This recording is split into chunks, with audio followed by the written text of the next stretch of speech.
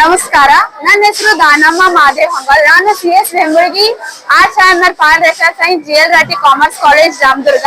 ಈ ಕಾಲೇಜಿಂದ ನಮಗ ಸೇವಾ ಶಿಬಿರ ಅಂತ ಹಾಕಿದ್ರ. ಇಲ್ಲೇ ಜಾತ್ರೆ ಒಳಗಿಂದ ಉಂಡಿ ರೊಕ್ಕನ ಎನ್ಸಾಕ್ ಹಾಕಿದ್ರ. ಇಲ್ಲಿ ಎನ್ಸಾಕ್ ಬಂದಿದಂತ ಎಲ್ಲಾರ್ಗು ಪುಣ್ಯವಂತರ ಅಂತ ಹೇಳಕ್ ಪಡ್ತೀನಿ.